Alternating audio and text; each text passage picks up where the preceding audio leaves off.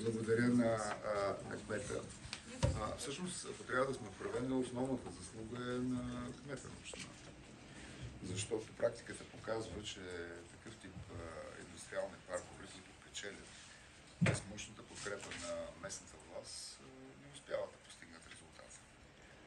Заслугата на Министерството е, че създаде честни правила за игра. Когато встъпихме в длъжност, нещата не изглеждаха толкова ясно. Спряхме ги, коригирахме ги, доведоха се ясни критерии и при ясни критерии няма как Бургаския индустриален парк да не спечели. Няколко по-общи думи, преди да говорим за конкретните неща по парка, но реиндустриализацията на България е ключов елемент от възстановяването на България. И лично моята амбиция е Министерство на иновациите и растежа да има водеща роля в реиндустриализацията на страната, поради което програмата за индустриалните паркове беше абсолютно приоритизирана в рамките на Министерството.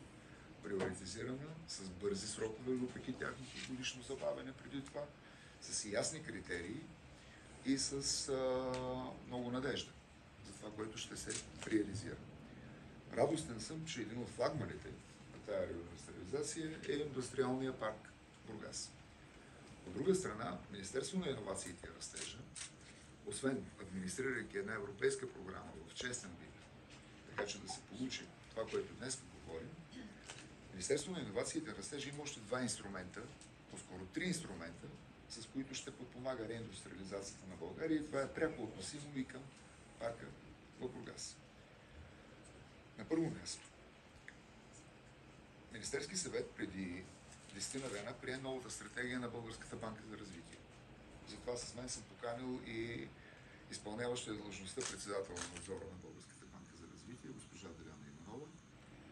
В стратегията на банката, която беше готвена на ниво междуведомствена комисия от 7 министерства, всички национални работодателски организации, двата национално представени синдиката и Сдружението на общините, участието на банката в реиндустриализацията на страната беше изведено като приоритет.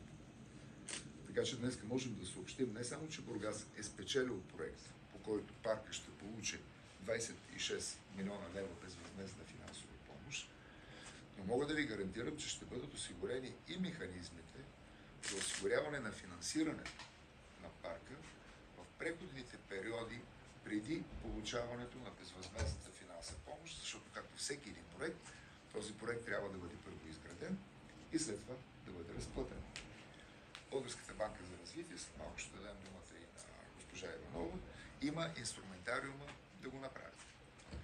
Третия елемент в рамките на Министерство на иновациите и растежа е Българската агенция за инвестиции. Ние управляваме Българската агенция за инвестиции. Инвеститорите, които ще дойдат в индустриалния парк Бургас, са инвеститори, които могат да кандидатстват за съответните сертификати и да получат финансови или нефинансови подпомагащи мерки по силата на Закона за насърчаване на инвестициите.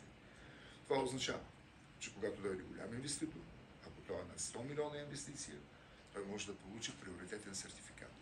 Приоритетният сертификат му дава огромни потенциални възможности, на които аз няма да се спирам в детайли. По този начин ние затваряме цикъла, пропуснах четвъртия инструмент.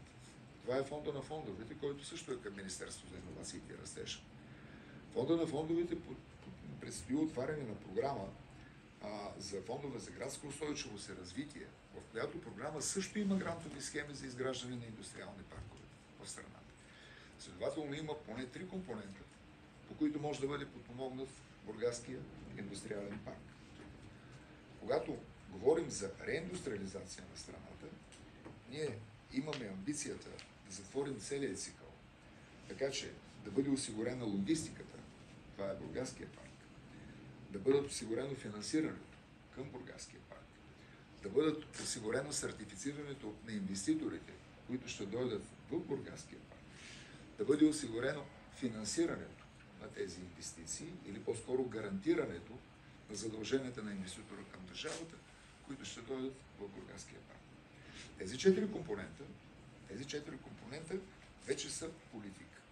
И аз затова искам още веднъж да благодаря на кмета, защото проекта на Бургас е един от флагманите на